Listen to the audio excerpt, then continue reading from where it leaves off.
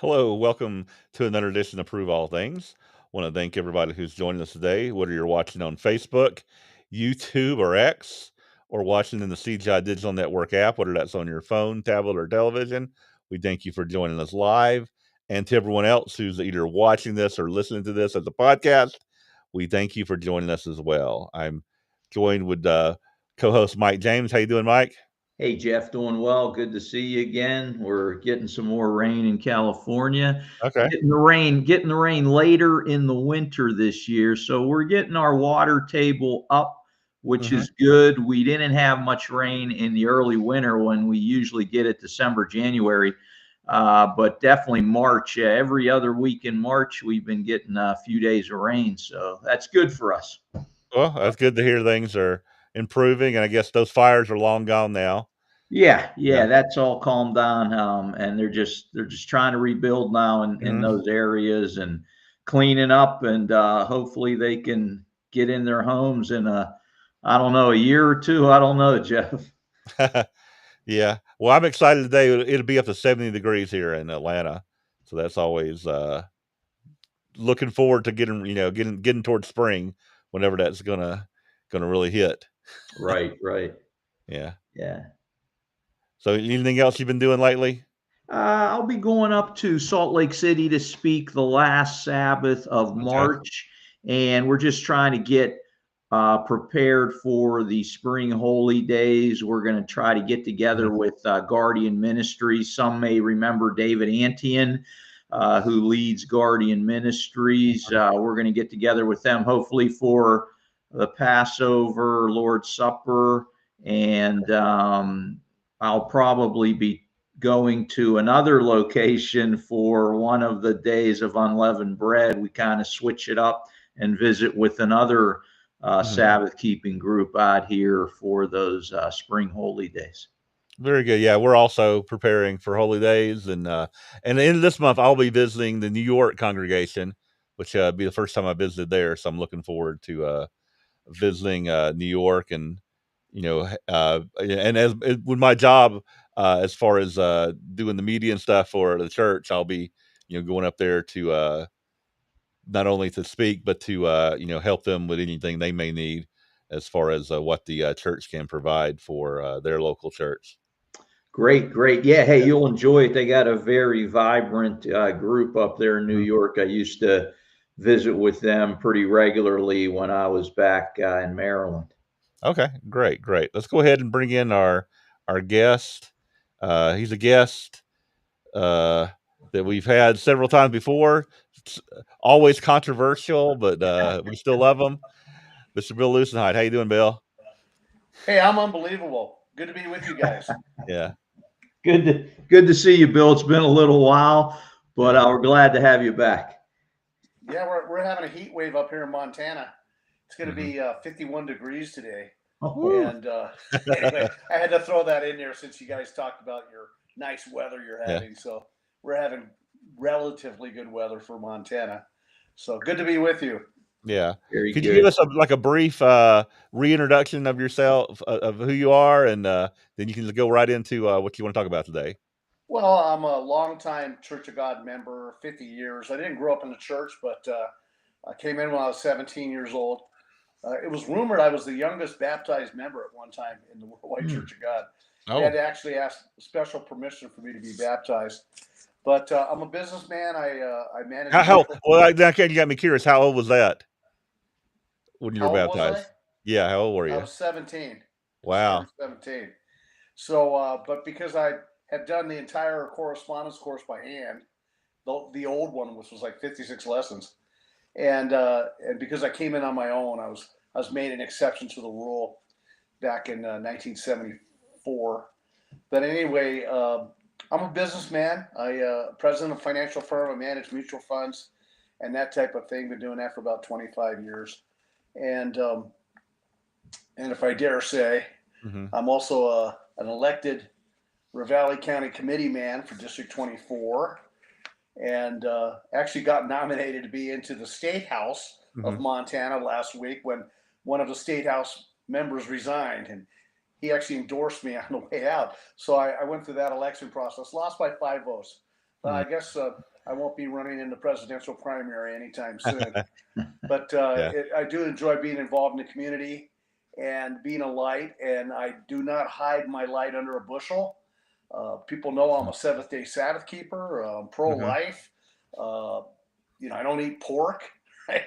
Uh, and so the reason I bring that up is this: if you're confident in what you're doing and what you're saying and what you believe, people will accept it. Okay, Mhm. and we don't need to be shy about who we are. Okay, Mhm. and be confident in that. People will have the same confidence in you that and your beliefs that you do. And so I'm not shy about that, but I think I'm built for that anyway, uh, as such. But for all of us, let's find our niche in preaching the kingdom of God, which I do. I've testified several times now to the state senate and to the state house, and I say the straight truth. Mhm. Do it with a little style and make good arguments, but hey, I never shy away from our calling and what we're about and our belief in the Savior Jesus Christ and the second coming and the kingdom of God. So that's where I'm at, and I enjoy doing that. Mhm. There's trials that come with that, but again, I'm encouraging everybody, Mhm. find your place in the gospel, whether it's making good food for the Mhm. potluck or Yeah. praying or whatever it is. Mhm. Find your spot, the gifts that God has given you. Yeah. You mentioned that you came into church in 1974, and I remember there was a, booklet that they had called, was it 1975 in Prophecy? 1975 in prophecy, Yeah, you remember that? and it made Yeah. a lot of sense, right? Yeah. We had a thing that we believed in called time cycles, 19-year time cycles. Mhm. You don't hear much about that anymore. No. But if That's the like a church, based on the moon, right? Like a moon cycle or yeah, something like that? yeah. Yeah. Well, I'm an amateur astronomer, so actually I know a little bit about this. The moon, the Earth, and the sun actually have a long cycle of about what they call 238 lunations. Where the moon goes through its full phases before it resets back to the same spot in the sky. So, 19-year time cycle, Metonic, goes back to Babylon, actually. Metonic cycle, it's called. Mhm. And it would have been two time cycles between when Herbert Armstrong went on the radio in 1934. Mhm. Well, he first went on Radio Luxembourg in 1953. And then add 19 years, that would be 1972. And then Mhm. Paul had 19 years where he started before he preached in Europe. So we kind of overlaid the idea that 1972 would be the time we were going to flee. And conveniently, Herbert Armstrong was 80 years old in 1972. And that's sort of like Moses Mhm. led the children out of Egypt and all that. So, we had that little template, but Yeah. we're Just still waiting calculating on. real quick. I figure the next 19 years time cycle will end in 2029, if I'm correct. That's just a Let's quick see. calculation. That's funny because I've heard a couple Yes. different theories out there about 2030, but Well, you know what's interesting? Look, I'm an economist and economics guy, president of a mutual fund company. There are cycles that happen in economics, okay, Mhm. and civilizational cycles and all that. Right. Civilizations last about 400 or 500 years, and they kind of fall apart. The massive Roman Empire, how it disappeared, is amazing. But at Mhm. the time of Christ, you would have thought, how can this beast ever be overcome? It goes from Right. England all the way to India. Mhm. All right, but it did, and so there's cycles, is my point. And there's spring, winter, summer, fall, of Mhm. course, Yeah. and the like. But there's economic cycles, and there's people that study this, non-Christian people that even study this. There are a lot of things coming together Mhm. right around 2032, 2030, Yeah. and all that in terms of weather cycles. Because even the sun has a 11-year sunspot cycle and has Mhm. different outputs and things like that. Maybe we can talk about this a little later. There's actually an asteroid that has a theoretical chance of hitting the Earth Mhm. around 2032. I see Oh, wow. Mike's shaking his head. It's like a 2% chance or something. So Yeah. things are changing.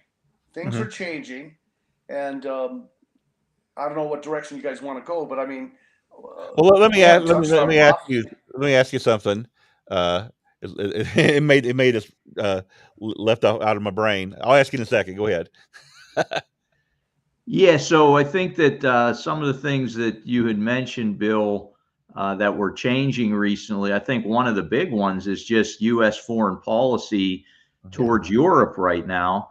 And the church historically had this idea that Europe might be where the beast power would emanate from. And if people aren't familiar with that idea, part of the reason, and you can tell us more, Bill, had to do with the idea that it was a reformulation of the Roman Empire due to what we read in the book of Daniel about the king of the north and Alexander's generals. They were of a European influence, we could say. Yes. And there was one in the north and one in the south. And at the end times, there's going to be another king of the north and king of the south. And why don't we just start there, Bill, with what's been happening with Trump's policies towards Ukraine and what the European leaders are now saying. They kind of were aware of this during the first Trump administration, but I think that it's really playing out much more today. It's a fascinating thing that's going on. First of all, I'll give you my opinion about the Ukraine-Soviet, not Soviet Union, Russia war. Okay, this is a mafia war between two sides. Okay, the innocent pay the price. Women and children, young people fighting wars. Ukraine's a mafia. Okay, it's ran by dark figures. So is Russia. Okay, and it's a turf battle. Okay, so there's no such thing as a good guy and a bad guy here. They're both bad guys. If you want to make an argument that one guy's less bad than the other, I don't know. All right, but it's a mess, and people are suffering, and I definitely want to see this thing end. We need to be a little bit pragmatic about it. Russia's not going to give up the territory they took. Putin would be out of power. He would be. He's not going to give that up. He'll go all the way with that. And they need the warm water port of Crimea and all that. So there's that. Zelensky, if the war does not continue, he's probably out. He'll be voted out, and the like, and he'll lose his power. So that's what's going on there. There's a certain stubbornness going to be on both sides. But here's the thing: Ukraine has only been able to survive because it's subsidized. Europe has given a little bit. We've given the most. Okay, and if it wasn't for us giving the weapons and the money and the intelligence, even this war would have been over in about 3 weeks. Okay, and so Donald Trump is basically, listen, we're in debt, and a whole nother issue on that. We can't afford these things anymore. We need to downsize the military. We just can't afford it. I'm for a strong military. Don't get me wrong, but it's just things. Our Social Security system is going to be not bankrupt, severely cut within 9 years, and can only pay 70% of the payments. Things have to cut. Thus, you see what's going on with Doge and all of these types of things. And so Europe never really did man up to support Ukraine. Well, now that we're pulling out our support, Europe now is suddenly going through a sudden shock, and they're like, well, we need to militarize more. We need to spend more of our budget and so forth. I've been to Europe and all that, and one thing that strikes you is that it's very old. Europe is very, very old. Other than the immigration that has come in from Turkey and the Middle East, there's a lot of gray hairs in the Germany and England and France and all that. And so, somehow, if biblical prophecy is about the king of the north is a revived Roman Empire, right? Okay. Although you realize the United States is in the northern hemisphere, so some people even try to say the United States is the beast. But if we go by historical precedents and the revivals of the Roman Empire, I mean, the Third Reich was called the Third Reich based upon a revival of the Roman Empire, and the alliance with Mussolini and the Vatican and all of that as the Axis.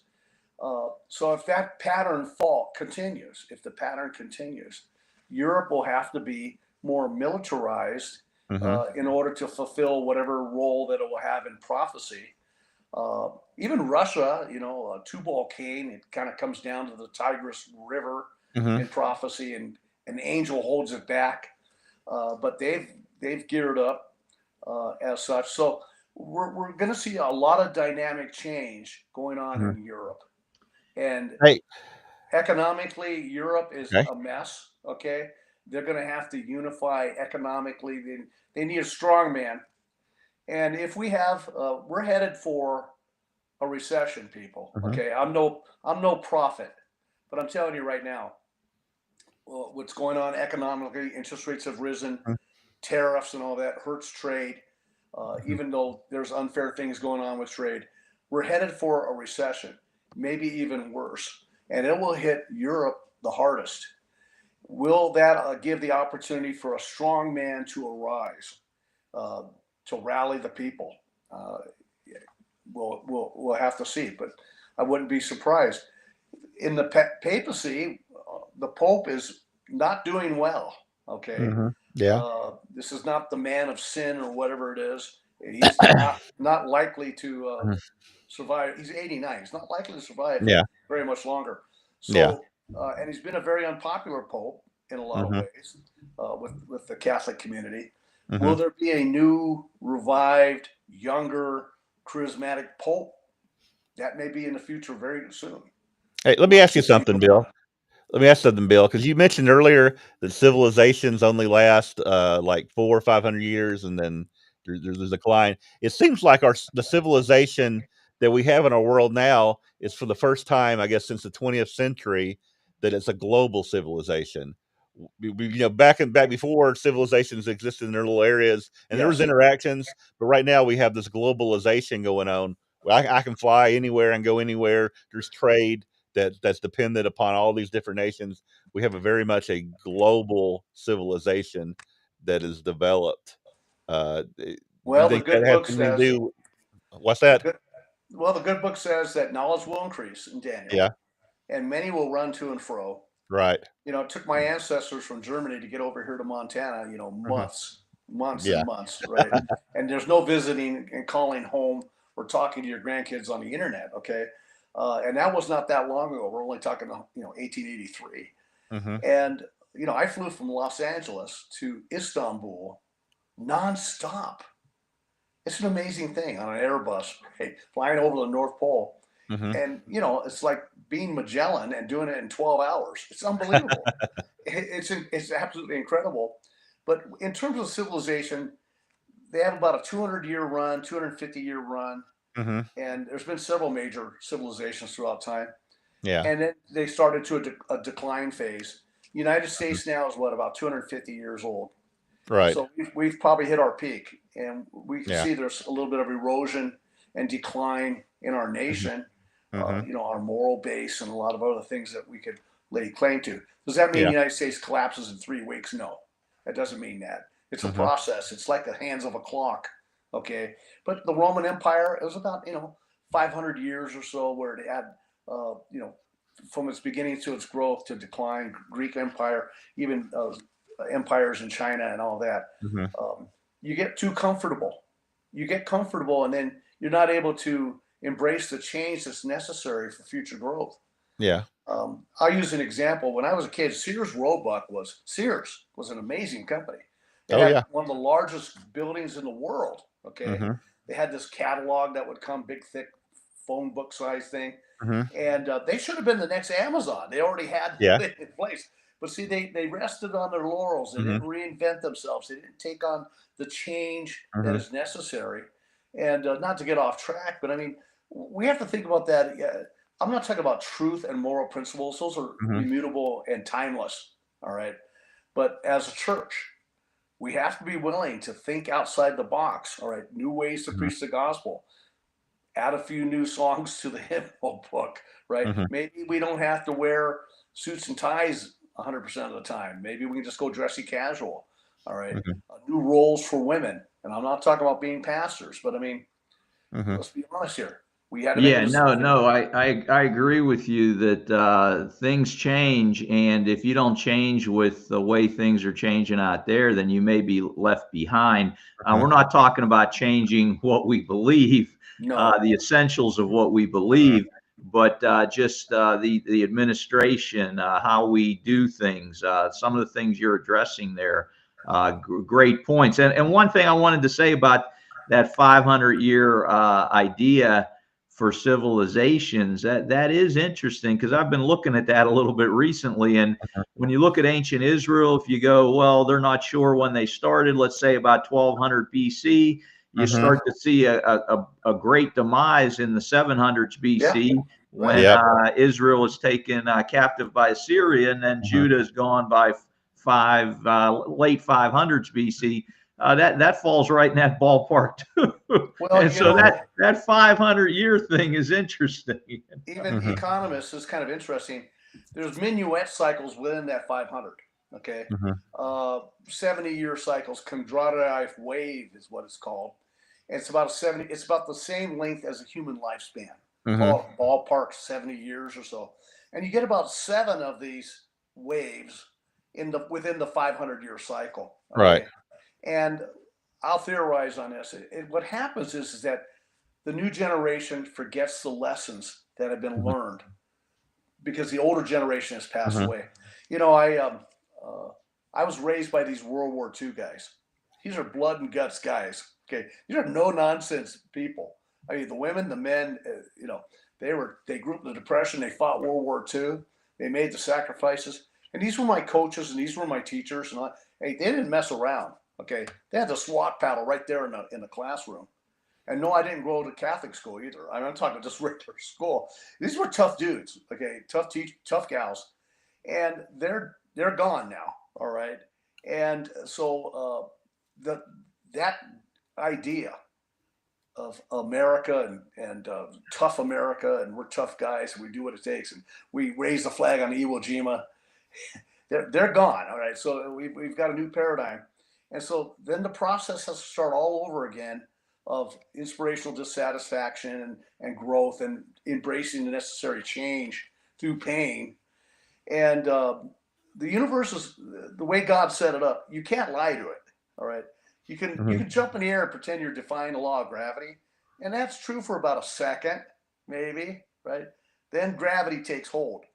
We have done so many excesses now into society. We're going to pay a price. That's just all there is to it. We're killing over 1 million babies a year. All right. How long? God's a God of justice, and it will not forbear. All right.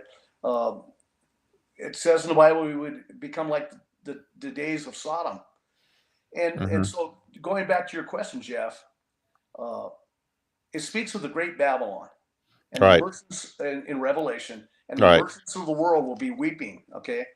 Because the supply chain is an amazing thing. Money is made all over the world.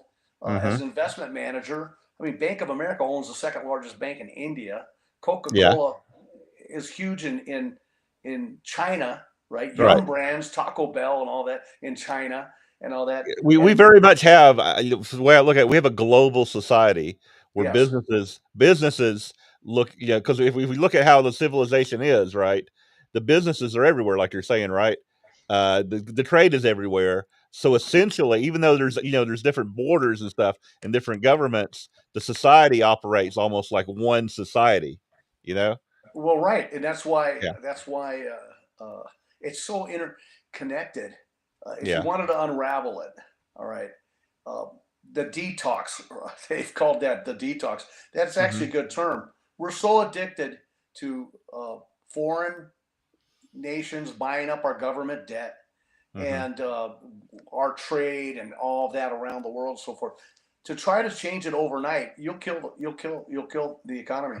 You're making a good point there. I understand what Trump's trying to do right now, but also because everything is so intertwined right now, you have to be very careful in how you do this. And I don't know if you can get it exactly right. Well, listen, a drug addict, a major heroin addict, okay, if they go through withdrawals, it can kill them. It has to be tapered off. Okay? Right. The old song, "If I Were King, If I Were King." Maybe tariffs, right? You got to go 1% per month. You know what I mean? You got to phase this in. You can't just go all of a sudden and say, okay, 50% tariff on everything from Mexico. half of our food supply comes from Mexico. Yeah. Right? It's the withdrawal will be huge. And hopefully, I think Donald Trump is using this for bargaining chips with. I'm not sure. Yeah. I mean, Okay. I don't think he's went through with it. I think it's always been pulled back at the last minute. It's So a it game seems Right, like right. a The first kind of couple of bargaining going months on. here, but yeah, so that I think now Wall Street is finally realizing maybe this is going to happen. So there's a drop in the stock market. We don't know. You don't know what's going to happen. Yeah, I was reading something about economics, and it was saying that economics is like weather. There's so many factors out there that you could try to predict it, but but you just can't factor in everything because of the systems are so chaotic. Well, I will say one thing. Let me put it back down to the individual level. Yeah. Okay, around the world,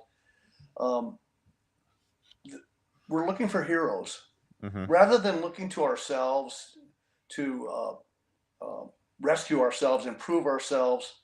Okay, move forward in that way. We're looking for someone to rescue us. We've created all these systems around the world have created a system of dependence.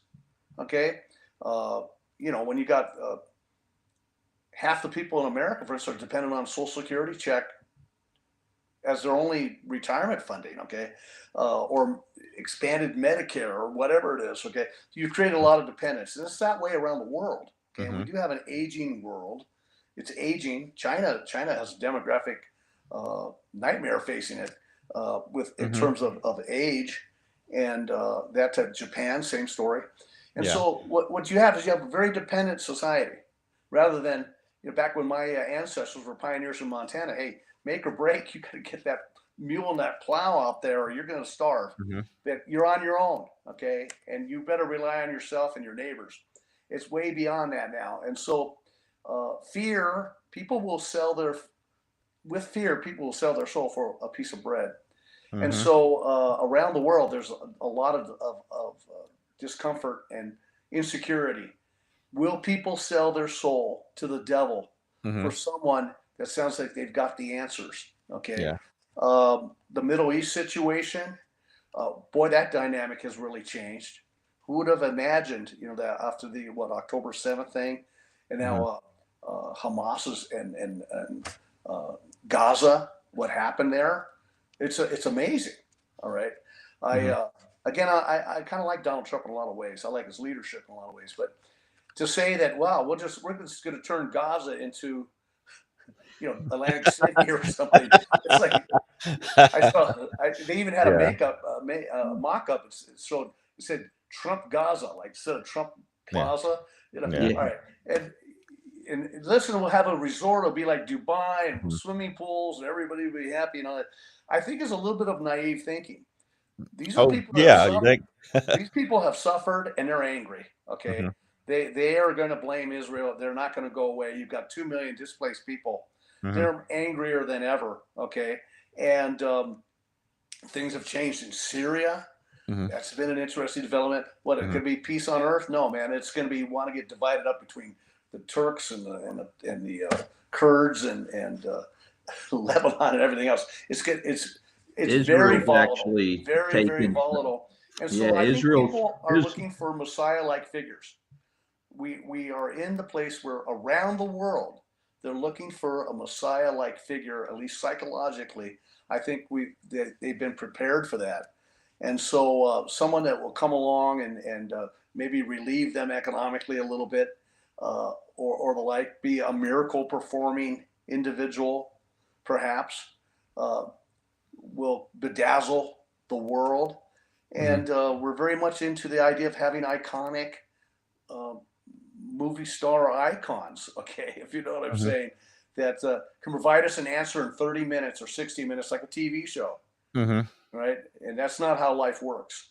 But I think we have been set up for that psychologically around the world, for the hero figure.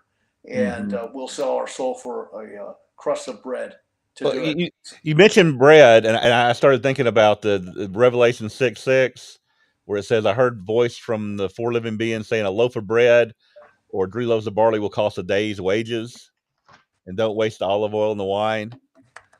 Yeah. if inflation's bad, maybe it should have said eggs. I don't know, Oh, but you beat me to it. I was gonna say it's gonna cost you 3 days labor for a dozen eggs. Yeah, that's worse than what we're experiencing right now. But hey, in some but countries, that is reality. no, like in Africa, because I know dealing with what we have in Africa, the Church of God International there in Kenya, I think a person there average wage is $2 a day. Yeah, So it's not much, and that's almost so a day's wages may be a loaf of bread right. Well, yeah, for at the some of these margins, places. in the foot that we'll call frontier markets on the Yeah, margins. For every dollar that's wasted, somebody's going hungry. Every dollar yeah, that's wasted in the United States, eventually will trickle down to yeah. in Africa. Somebody's getting less. Okay, Hmm. and but although Africa's a whole different situation, I know you guys have been involved down there and the like. There's a lot of Hmm. rare earths down there. And if they do continue with the green revolution and all that, Hmm. it requires a lot of rare earths and Hmm. lithium and different things like that. And those deposits are found in Africa. Um, Hmm. the thing is, colonialism was a terrible thing. What happened in Africa? A lot of people don't know the Hmm. story of colonialism and how people were exploited and all that for the mineral wealth at that time, or for rubber and all of that. We'll see how that plays out. Uh, the one thing, we talk a lot about the King of the North, but I'd Hmm. like to ask your opinions. The King of the South, I'm not quite sure how that coalesces. Historically, that was Egypt, but Hmm. in the present time, Egypt is kind of impotent in a lot of ways. Right. Uh, some people try to propose it's some sort of Islamic empire or something like that. Hmm. But I mean, technically, Iran is actually north of Israel. If we use that as the reference point of where are we talking about, Right. will there be a new alliance of we'll call it the Ottoman Empire of some sort? Hmm. That's possible. The That's not Sunni, Yeah. it's not quite there. yeah, the Um, Sunni versus the Shiite, like the Iranians are Shiites, which is about 20% of Islam, and the rest of the Middle East, most of them, not all of them, are Sunni, which is about 80%. But what's interesting is Pakistan already has nuclear weapons. yes, that's right. They are an Islamic nation. We That's true. sometimes forget about them. Uh, Yeah, yeah. but yeah, again, they're not necessarily Arabs like most of the Muslims in the Middle East. But again, they're definitely connected through the religion, the Sunni religion there. So yeah, a lot Well, of options are on the table, I think, on Yeah. that. as Americans, how much do we have in common with, and not picking on Mormons or anything like that? You'll be Yeah. up in Salt Lake City, I understand, in a couple of weeks. Yeah. The how much in common do Mormons and Catholics have? Okay. Oh, but they're Christians, right? Yeah. That's about how much difference there's between Sunni and Shiite, right? Yeah. But Hmm. Americans just want to throw it all in one big basket. All right. They're Muslim, okay? It's not that easy. It is not that Yeah. easy.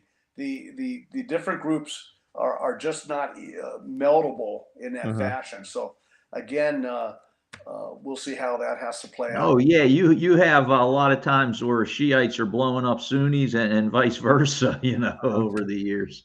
Well, look at Catholics and Protestants in Ireland. It's been going on Yeah. for hundreds of years, right? And Hmm. so something would have to change in that regard as such. And with Pakistan, yeah, they are a nuclear power, but they seem to be they're very preoccupied with India. Okay, that Hmm. seems to be that's still very very tense there. You don't hear much about it, but that's kind of a very very tense thing that's going on there. I don't think their focus is that much into the Middle East or Israel, Hmm. but they do have the weapon, Yeah, and that's the and thing. They have nukes. it's available for the right Yeah, price. we're concerned about Iran, Hmm. but Pakistan already has nukes. Hmm. So exactly. And so we'll have to see how it plays out. But again, very interesting times. Um, Want to Yeah. discuss a couple other things, couple other directions. Is that Okay. it speaks in Revelation, no man will be able to buy or sell. No man will be able to buy or Hmm. sell. And With, without the mark of the beast is what it says, right? without the mark of the beast. Yeah. And what's funny, I always thought cryptocurrency is kind of a fraudulent thing. It's goofy. It's weird. It exists on computers. To me, it's imaginary money. But then, isn't most But money imaginary yeah, now? Your Yeah, bank yeah, account. right. exactly. That's what you When you discover. when You you start discover to that look at it just what's says, going on with our money in the bank, I didn't realize till a number of years ago that if I wanted to go to the bank to take everything out, you can't necessarily, No. take everything all at once. no, Or there's Yeah. everybody couldn't do it at once. I think no, and from there's what I actually, heard, and maybe you can correct me, Bill, that a bank can loan out 10%. Like they can only have to have 10% money in the bank. They can load out like 100%, and they only have to have 10% reserves of what yes, they can loan out or something. yes, yeah, and that's based on interest rates, by the way. It's called the Yeah. reserve rate, and in recent years was down to like virtually zero. And Hmm. so, how do I can get this business where you can just create money and make money for lending it out? It'd be great. I got to get in there on that. And it is, Yeah. by the way, that's why it's very much defended. We don't want to have people creating their own money. Okay, Hmm. and cryptocurrency is sort of like we'll call that that. Problem with crypto is that it changes price so rapidly Hmm. that it's not really good to use for commerce. All right, Yeah. how you can't do that. But the Well, I thing mean, is that what we're what moving is toward. Bitcoin right now? Isn't it like over $100,000 or Yeah, something it's for a around Bitcoin? $95,000 and all that, but it Yeah. changes, And several that's times a basically day. just numbers in a computer somewhere. Is all that is. Right, right. Yeah, I mean, that could crash any moment. I But mean, in what my they're working opinion. on, and I'll guarantee you, this is being worked on right now, and it's not just some conspiracy theory. This is I read all the Federal Reserve releases and all that. Governments will have their own cryptocurrencies. Okay, Hmm. CBDCs, whatever they're called. Yeah. Governments will have them. And if you think about that, and I think Bitcoin, all that will become obsolete. Hmm. But governments will then regulate the value of this cryptocurrency. But Hmm. here's the thing: there's no anonymity. They will know everything that you have and where you're spending it. Hmm. Okay, there's no taking the paper money even and putting it under the mattress, right? Yeah. Hiding it, or gold coins or something like that. You will be tracked. And then, well, what if the day comes we just don't like the way you think, right? We just press a button and you are deleted from your password's deleted Yeah. from the system. Okay, is that coming? It is coming. It's very rapidly coming. I'm concerned about that Hmm. as far as the idea Yeah. of no man will be able to buy or sell. Yeah, you mentioned something there about currency not being used. I think Trump wanted to get rid of all the pennies. Is that something he was proposing, getting rid of Yes. pennies? And Quit again, producing. Well, is that a way to start? You get rid of the pennies, then you get rid of the nickels, and eventually we're just all just using money that's all virtual. I'm a coin collector. Okay, Yeah. so I like coins, but believe it or not, we used to have a half cent, and up until 1856, and Yeah. then Wow. it really wasn't practical as a measure of a unit. When I was a Hmm. kid, you actually could buy something for a penny. You get a Yeah. Hmm. little square bubble gum with a comic in it, little Yeah. bazooka for a penny. Bazooka Joe. Yeah. I And remember and that. so that was we've had about 10-to-1 inflation since I was a kid, and so really a dime would be the same as a penny, right? Yeah. The problem with the pennies and all of the and the nickels on they cost more than that to make, and Hmm. it's the amount of handling cost. Handling cost is a very important thing when it comes to actual cash, and Hmm. the cashiers have to count out the pennies every day, and they got to put them in Hmm. a roll and all this. And that. So I mean, if they went to a dime, I would say that makes sense. Again, Yeah. we've done it before in history because it's really Hmm. that doesn't mean it doesn't change on the pump when you pump gas, right? Still be 3.10 a gallon or whatever it is. But and by the way, the amount of money that's actual Hmm. cash Hmm. is less than 5% of the Wow. we call the float. Most Hmm. money already is digital in a way Yeah. in the It's bank account. You use a credit card or hmm you send a virtual check and that kind of a thing. And this is so numbers. The numbers in the computer is all it is. numbers in a computer. It's And it's and it's and, and got talking about that, I don't know demonstrated. how it is in Montana, but here in Georgia, a lot of places you can't even use cash anymore. You can only use your credit card You for can Wow. Yeah, I FedEx know in it some there. places here that's true. yeah. That's true. Yeah, I remember when that first happened to me that they told me they didn't take cash. I was like, What's wrong? What's wrong with you Southerners? You Confederates down there. Up here in Montana, we trade women, we trade furs, we trade buffalo horns. We got it down. You guys down there, I don't know what's going on. But anyway, Anyway, I want to move another direction. It speaks about a 200 million man army. 200 million men. That's Mm-hmm. You realize that when that was, in Revelation, they're going to march to the Middle East at the very end to fight the second coming. There were only about 200 million people on the whole planet when Mm-hmm. that prophecy was given. Okay, Yeah. rather amazing. The size of the armies. China, I looked it up. Mm-hmm. On a good day, with all the reservists and everything else, maybe can float up 7 million. I Yeah. know there's a lot of population in India and Southeast Asia and all that, but this Mm-hmm. is an amazing number. Okay, you've got to train, supply, and transport Mm-hmm. a lot of people, and we're Yeah. not close to that. We are just not close to that. But I want to lay an idea on You don't think that, you don't think China, if they really were pressed, could come up with a 200 million man army out of the billion or so they have there? yeah, if you want to take fat little old men and Yeah. and give them a stick to fight with, Yeah. But I want to lay an idea on you guys, a thought that I've had, and I always got to be careful when Bill's thinking. The robotics, the drone thing has changed warfare incredibly. You could be in some ditch somewhere, and there's a drone silently coming over, and boom, you're Mm-hmm. dead. It's not a Yeah. matter of being courageous. We're fighting like knights of the round table, mano a mano. It's Mm-hmm. way past that now. You can get wiped out by something you don't even see, right? Yeah. And they're making these things by just multitudes. Is the 200 million man army robots, drones, Mm. that type of thing? Is that a possibility? I'm not sure. Yeah, But again, there's so much we could speculate on with the rise of AI now that Mm-hmm. robotics, and I'm thinking of the Terminator movies, and it's amazing. We just don't know, Bill, but we should do. We should talk about these things so we aren't caught unawares. Yeah. well, Yeah. You mentioned AI, Mike.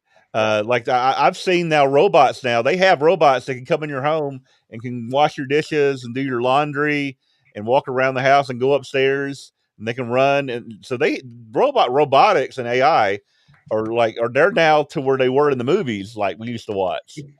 It's we amazing. just bought one of those robotic vacuum cleaners. Mm-hmm. And you program it. It actually knows the house. It can map that. Yeah. Even that blows my mind. Okay. Yeah. Remember, I grew up with a 18-inch black and white TV set with 3 channels, right? So this is amazing stuff, and the communication and all that is going on. Artificial intelligence. Mm-hmm. We're about every 25 years is what's called an innovation wave, going back to Yeah. wave theory, of something that drastically changes society. Mm-hmm. And it lasts for about 75 years. Where railroads came around by 1850, and by about 1925, it had its full effect. Yes, there's still railroads, but it's not revolutionary, okay? And, personal computing, we'll call that 1980, 85, and it has a 75-year run. But anyway, every 25 years, there tends to be technological innovation that is a game changer, okay? Whether it's television or even college education, these type of things.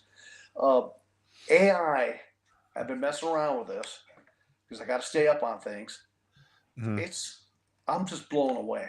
Mm-hmm. I am absolutely blown away. Yeah. I don't know if you guys ever try to use it to help you make sermons and stuff.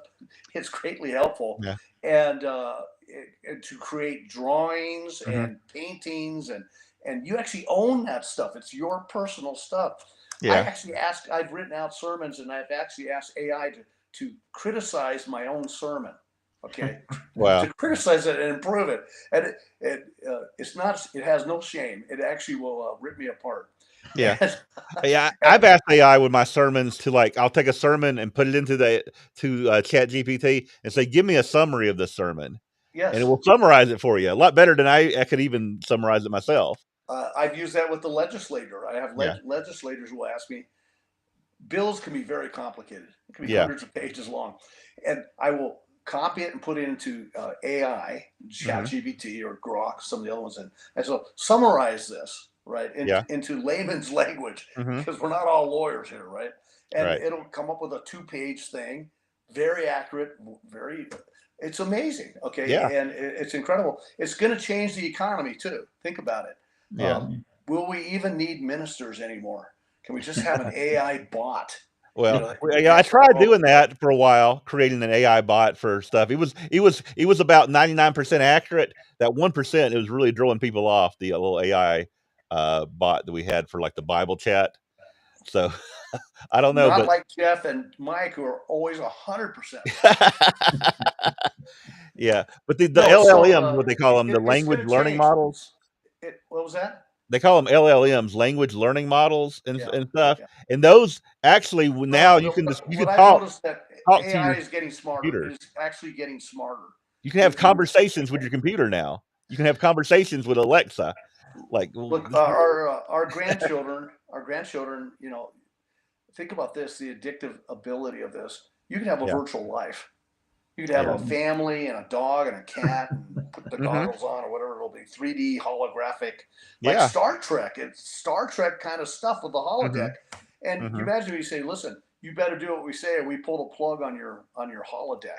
yeah, Okay, no, no, no, and so we're dealing with altered realities. It's very hmm incredible.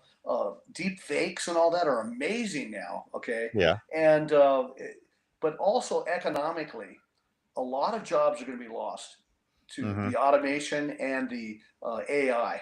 Okay, a lot of service positions and uh, look, even in my industry, they're talking about the idea of using more of chat bots, interactive bots, and that kind of a thing hmm for customer service. And so, I deal with that all the time with customer service. I'm dealing with chatbots like all the time now. right, Hey, I was driving around LA recently, and they've got those Waymo self-driverless vehicles. There's nobody Yeah, driving, and people are using yeah, them like taxis in inner LA right now. It's right, happening. Yeah. right. It's going to yeah, go into the trucking industry. Okay, yeah, and maybe you have one guy in the front unit to guard the freight. It'd be more of a yeah, security guard so that the trucks don't get hijacked. But as far as a caravan of rigs, so that'll change that. Transportation will, will, yeah. will change. Cabbies, Uber drivers, all these kind of things. That's gone. You know, Yeah, I was in I my brother's Tesla the other day, and I was unaware how far it had come. And that Tesla, he programmed it in like we're going to go from here to here in the city he was in, and he's like, I'm hands off the entire time, Hmm. and it was yeah. driving him all the way there. And I was like, I don't know what to think about this anymore. I'm just not going to be. I will not be the first one to fly an AI airplane. No, I just. Yeah, Uh, your pilot today is Cal, the robot. yeah, Anyway, no, but it's going to change things, and there's going to be disruption. All right, yeah, and will probably happen is that service industries will grow, but there's a transition. Okay. yeah, Look, when I was a kid, nobody had a carpet cleaner come to the house or a dog groomer come to the house. And my mom never went to the nail salon. All right. There's all these services. It was not a yoga class. hmm In fact, there wasn't even, you didn't go, it existed. And I remember my dad said, Billy, that's for the rich people. That's rich people stuff. Now everybody does this kind of stuff. And car wash, what are you talking about? Take the car to the car wash, you get the hose out there and, the yeah, dog, you get some liquid soap and a brush, right? And you don't have a dog groomer show up with a fan. And so the service industry now I'm seeing things, yeah. people call themselves life coaches. Life, and in a weird, you guys are laughing. You guys, in your own way, are life coaches too. But so we're seeing a lot of dynamics. Uh, but I think again, I it's tell you still what, Bill. As soon as McDonald's can get a robot to make them burgers and fries, they're going to have one in there, and that's going to be soon. that they're working on it. Oh Yeah, no, I mean, they they actually use are those working kiosks now where, you don't need to go up to the counter anymore. So, I right. mean, Yeah, I it's went up to the slowly changing. counter and they look at you strange. They Yeah. look at you funny now. Why are you standing at the counter? Yeah. Go back to Yeah. the kiosk. You know. So I mean, all these things are going to be there. There's one thing I want to hit on is that it speaks about this comet or asteroid Wormwood. It hmm just kills all the fish in the sea and all of that. And I always was wondering on that. What's interesting is they're discovering more and more of what's called near Earth objects, hmm NEOs, and just the other day they came out with one that they've discovered, and it has a certain percentage chance of hitting the Earth around 2031 or something like that. About a 3% chance, they're saying, or less. But I'm not overly alarmed. But But we these know things, that something like that happened in Siberia in the early 1900s and yes, devastated that area. If something hit the Earth, Yeah. just not even a large object, it could do some damage. yeah, that one in Mhm. 1908, Tunguska event or whatever they call that, Yeah. Yeah. was an amazing thing. It knocked the forest down for 400 miles. It Yeah. literally huge Yeah. trees knocked down, reverberated. The shock wave reverberated around the Earth. Hmm. Even air pressure changed. It was an amazing thing. Okay, that was in 1908. What if something like that happened today, Yeah. undetected? Yeah. What if it They went might over think, New York City or something? yeah, but you might have nations think that's an atomic bomb that went off, right? Yeah. It could set off a chain of events, for World War. But Hmm. if that, what would happen if that hit the ocean? All right, what would happen with the tidal waves and all of it? Hmm. All right, and so it's out there. It's always that possibility, and so something to be aware of. And they're discovering more and more of these. Uh, Again, thanks to the advanced telescopes and the computer tracking and all Hmm. that they have. And Yeah. so, again, we can't just be naive and say things are going to go on forever. There is Right. change going to come. Okay. No, Jesus Christ is not coming back next week. But we need to be aware of things that are in play right now, Hmm. that the chess pieces are being put on the board. They're definitely being put on the board of different dynamics that could rapidly change Hmm. in a blink of an eye. It doesn't say um, like a snare, right? It'll catch the world unawares like a snare, Hmm. okay? A thief in the night. We're there. And so, what's the lesson of this? We're going into the Passover season and all that, the time of repentance and reflection and that type of thing. Hey, am I with the program? Right? And it doesn't matter even if Christ comes back in 1,000 years from now. You always need to be asking that question. But again, I think we need to be careful not to be caught unawares, not to be naive, okay, and uh, uh, and just fiddle while Rome burns. The things are happening very, very rapidly, and could be put in order with that. And so, will Donald Trump unwittingly and be a part of it? Uh, Hmm. and cause things, maybe even good things that will end up furthering end times prophecy. That's Yeah. possible. Well, you Okay. know what? When it comes to Trump, again, I think we try to stay neutral here as far as politics. But I've seen people in the church on both sides. Like some people think Trump is like the Antichrist, Yeah. and some other people think Trump is like the new savior of the world. So there's difference of differing opinions out there. Well, What will it's happen? it's interesting how God has used world figures, we'll call it Yeah. non-biblical figures for Yeah. world events. Okay, and whether it was King Cyrus, who Hmm. unwittingly just decided to allow for the temple to be rebuilt. Okay, Hmm. God's in charge, and we want to be in charge, but we're not. Okay, God will cause things to happen, and I don't believe in predestination. Calvinism, where God is controlling everything and it's all been worked out. I personally don't believe that the second coming is even a fixed date. I think it is a date that can change based upon how we're responding or if people are repenting or not. When Jonah went to Nineveh, right? He said, you're gonna go under. Well, the people repented. God changed his mind. All right. Hmm. Then Jonah was mad. He goes, I got Yeah. thrown up on the beach from a big fish, and you're not Hmm. gonna kill him, right? He goes, well, they changed direction. And by the way, did Nineveh become Sabbath keeping, non pork eating people? No, Hmm. but they changed direction. They repented of their thing. Could the United States and Europe and all that, can they repent and Yeah. change direction a little bit? Right? Hmm. It's a continuum. My point is, righteousness in God's sight. Look, we're very black and white thinkers in the Church of God. Hmm. You're in or you're out. But I do believe God does allow for a continuum of where the heart is and the direction and so forth. And if we kind of turn and we're starting to head back the right ways, will God give us a lot of rope? God is not quick on the trigger wanting to have this happen. It's horrific. He knows how horrific it is. We know how horrific it'll be. Why does the Lord delay his coming? James. Because there's still yet sinners to come unto repentance. And we need to have that. We can't just think about what's in it for ourselves. We have to think about the fact that we want as many people as possible. Yeah, I think a lot of people get frustrated, Bill and Jeff, when they look at the world situation, but you can't quit. You got to keep doing what you're supposed to do. Exactly. You can't just take a vacation or go off to the side. God is looking for you to be using those talents. He said, don't go put it in a hole in the ground.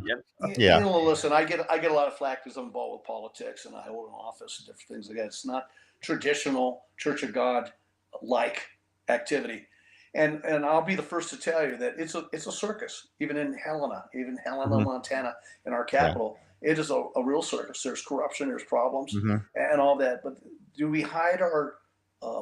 And I have no hope that we're going to change the world, okay, or that I'm going to change the world. But I do touch people, all right, and we got to keep doing the right thing, no matter what, okay. Our gospel efforts. We're not what we once were, okay? All right. The church is aging, it's shrinking in a way. All right. Yeah. You don't get to give up. Right. And right. I know we're towards the end here. If I can add a little something here. Yeah. You go know, ahead. I made the baseball team when I was a sophomore, a starting catcher. And why? Because we were a terrible team.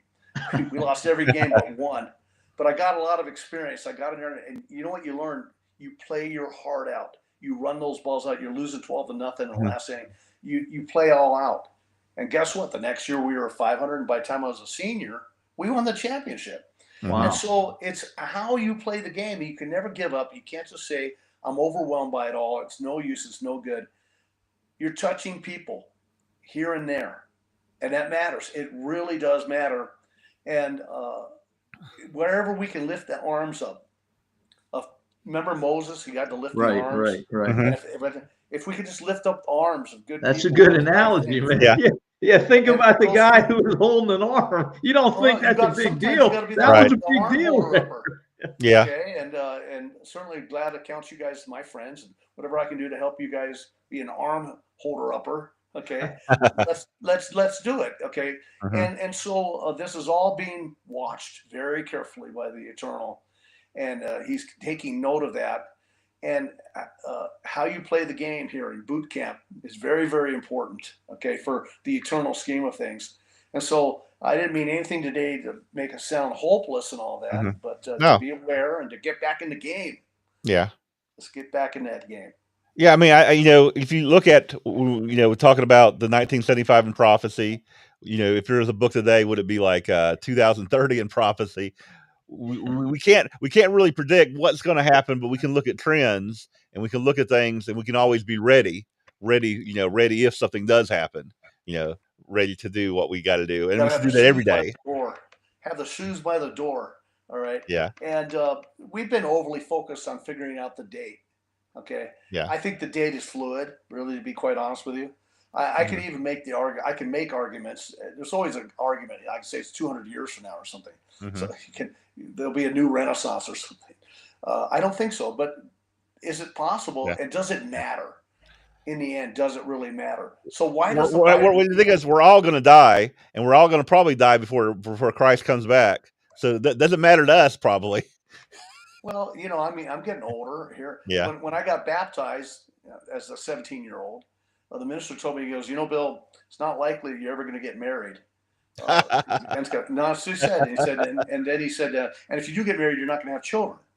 Well, you know what? I joked. I said, well, I won't have gray hair though. And he laughed. He goes, no, that'll never happen. Hey, take a look, guys. See that? Yeah. Look at that. And I saw him a few years ago at the Feast of Tabernacles. Yeah. So we should never tell young people that. I want my money back. But Bill, we should never tell young people what they told you. I mean, we should never tell people that you're not going to be able to have children, or you're not going to be able to do this, or don't live your life. We shouldn't tell people that. That's a very wrong thing. Gary's got a good comment. For each one of us, the end could be the next second. And again, airplane crash, car crash, you just don't know. Mhm. And you've got to endure to the end. And what he's talking about there is living the Christ-like life, being a light to others, letting that light shine in you. That's the focus. What we talked about today is interesting because it can interest people and bring them into the conversation. It might wake them up. That was one thing I think that the magazine and the program with Worldwide did. I was interested because of those different topics they were talking about. Then I came to learn more about the nitty gritty of what Christianity is through that. You know what? I listened to Garner Tit Armstrong and started when I was about 14 or 15 years old. And Garner Tit Armstrong was kind of like a Rush Limbaugh of his time. You see, you realize that you could not have a program like Rush Limbaugh back in 1972. They had what was called equal time. There were none of these news talk channels or that kind of thing like that. And so what Garner Ted Armstrong did was kind of created a news broadcast talking about world events and connected to the Bible and all that. And he was on every day on stations all over the place. So you could tune it in. It was kind of entertaining in a way. I was, and they encouraged us to read U.S. News and World Report and that kind of thing. So, here's a weird kid like me getting U.S. News and World Report. But it was fascinating. I was always interested in the political scheme, economics, world events, that type of a thing. So we'll call that the lure. Yes, and it was for me and all that. I enjoyed the commentary. And Garner Ted Armstrong, I know a lot of people try to cast aspersion on him and all that. But let me tell you what, he was very good as a presenter. He was interesting in his time. He had that baritone voice, very smooth for that era, and the like. He was good. He was just very, very good. He fit that time frame and TV at that time and radio to a T. It was just like God knew that he could use that talent. Well, I'll tell you what's changed. I'm really glad to be able to be on a program like this. It's amazing the way we're able to do this. But the internet has changed. You realize the amount of channels that were available for what we'll call media were very limited. Okay. Yeah. There's a few channels on the TV and, maybe a dozen radio stations. Okay. And that was it. And you got a daily newspaper. Okay. Today, 3 guys named Reed, Lucenite, and James could go out there and we could be broadcasting. We are broadcasting around the world. And the like. But the thing is, when you think about it, you know how many new songs are created and uploaded every day from potential artists? It's some amazing amounts, like 50,000 songs a day are out there. How many people are doing little homemade Bible things? And all that? There's millions and millions of YouTube channels. Millions and millions. And you know what? I think that's great on one side, but it's a problem on the other because the message is getting diffused in this miasma of information. It's a Babylon. The amount of information is out there is an absolute Babylon. It's crazy. And you can look up anything on Google and all that too. But the amount of people that are out there vying for your attention, okay? That's why you see all these extreme sports stuff and weird cat videos. And how weird can we make it, right? Because we want to find audience and we get paid per click and all that. And here we have the ability to preach the gospel more than ever, but on the same time, there is more competition for eyeballs. Oh yeah, absolutely. Than ever. And I don't know how we quite solve that dilemma. I know all the different churches of God are facing the same thing. Yeah, we're all facing it. We're all trying to figure it out. And I think the answer that I've come to is I don't think we can. I just think look at Revelation, these 2 witnesses at the end, the whole world is aware of them. I think because they're going to do I think the miracles are coming back.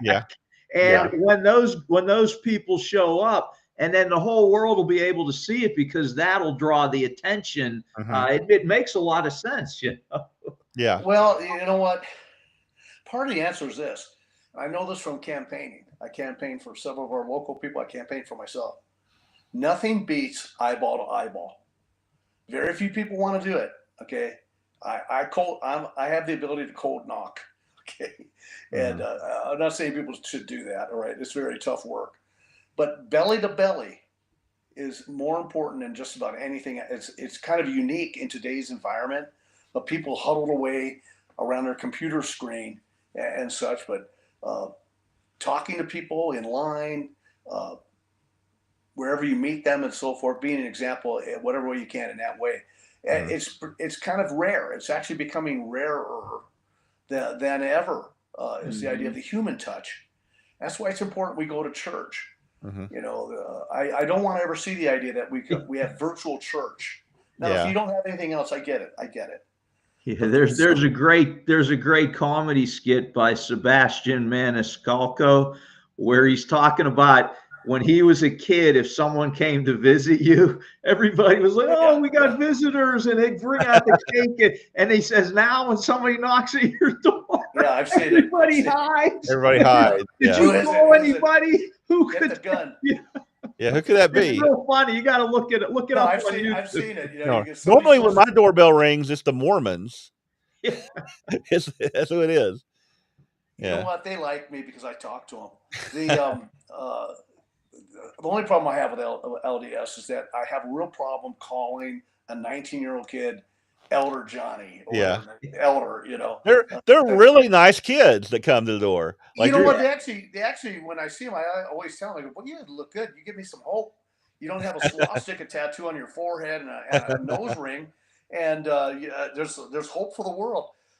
Jehovah's Witnesses, you know, it's interesting. I will tell them, I'll string them along a little bit. I'll go, you know, listen, I don't believe in Christmas, and I don't. I believe in they do the Lord's Supper on the 14th day of the first month too. By the way, they do the same as we do, yeah. And I don't believe in eternal hellfire for ever burning, and you know, that type of thing. I go through all the things we agree upon, and then they're getting excited because wow, this sounds like a prospect. And I go, okay, so I want you to tell me, why is it that I'm not a Jehovah's Witness? And he scratched their head, because we don't ever see you at our Kingdom Hall. I go, oh. Anyway, but then what they do, they make a little mark on the curb, you know, and they'll come back.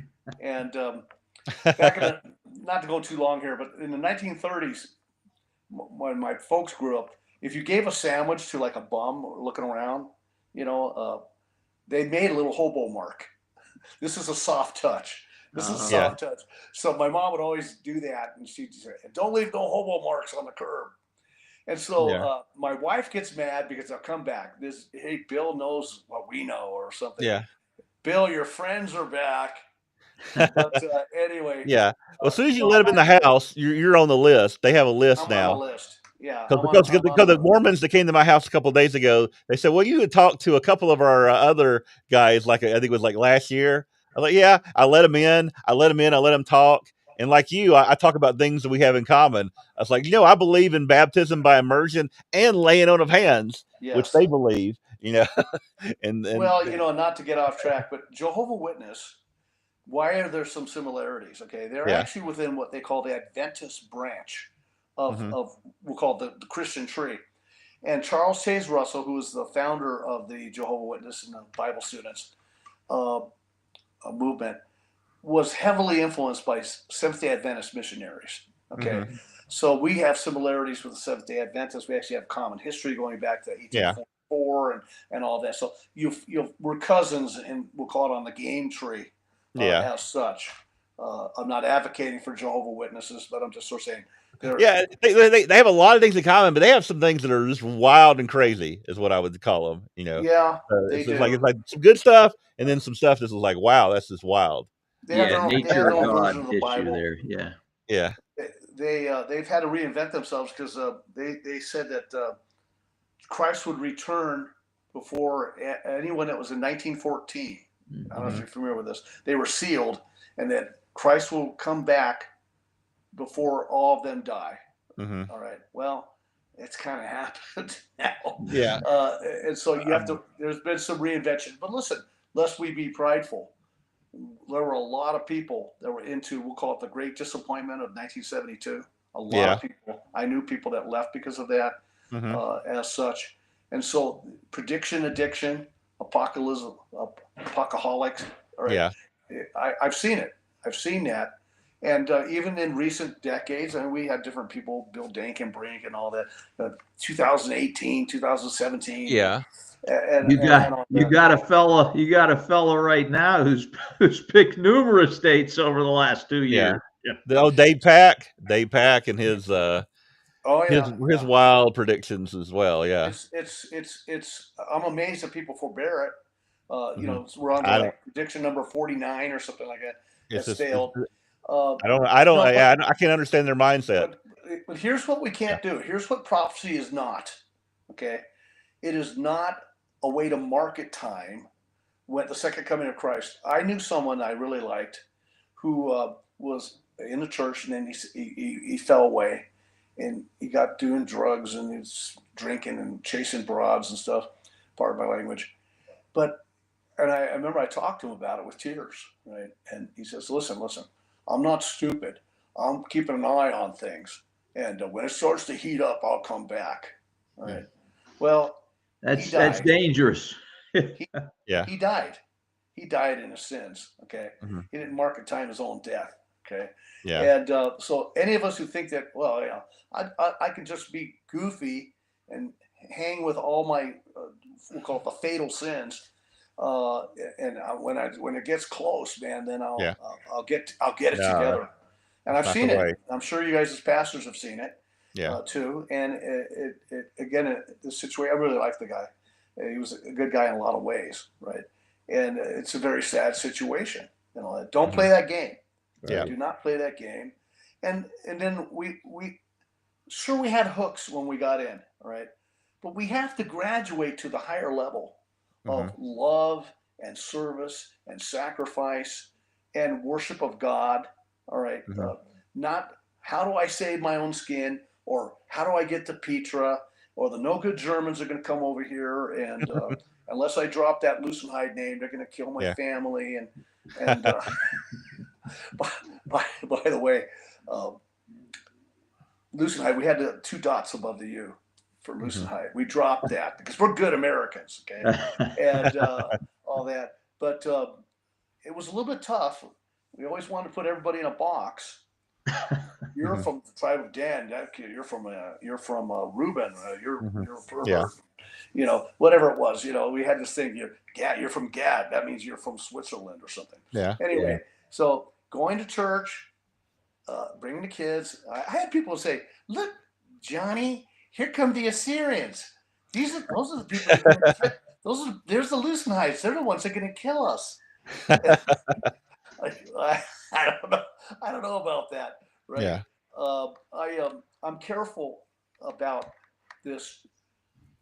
I do believe not to go down the British Israelism thing. Okay, too hard. America's a special place. We're people from China, Italy, Russia. We have Mhm. more people here than the host country anywhere else in the world. There are more Jews in America than there are in Israel. Yeah. Okay, and we're all mixed up now. We're all here married, mixed Mhm. up, whatever it is. I do believe if the genetics don't matter, I don't think it matters at all. I think what Yeah, matters is we got to think about typology because the Babylon typology. in Mhm. Revelation is a Exactly. type of ancient Babylon. So That's Israel right. and Judah at the end Mhm. could be a type of what the original You Israel know, and Judah were. we said Yep. you will be Mhm. our God, we will be your people. We put in God we trust on the money. I mean, hey, that's pretty Mhm. serious stuff, right? Still the And most we pledge populous Christian allegiance. nation in the world. Still the most Yeah. populous We've Christian exported nation. more Bibles than any Mhm. other country in the world. Okay, Yeah. and maybe we Well, didn't do that good of a. we're running out of time, Bill. So All wrap right. it up. What do you Well, got I'll for? just say this: we Yeah. didn't do that great of a job, maybe getting the gospel to the world. So God said, you know, I'll bring the whole world to a place where there's freedom of religion. Okay, and He brought all mixed threads here. We are a type of Israel. I don't think that's wrong to say. I don't think that's over speculating or anything like that. Mhm. And with that comes the responsibility to be a righteous people. Okay, John Adams even said that the system can only work with a moral people. Mhm. Okay, otherwise you'll vote yourself money from the public trough, right? Mhm. And you'll become a decadent. Well, we're headed in that direction. So as a type of Israel, okay, genetics doesn't matter. We have a great responsibility uh, for our nation, our people to lead and to be an example and to be a light on the hill for the entire world. Let's get back to doing it. And I know you're working at that, and all of us are. And so that would be my concluding thought.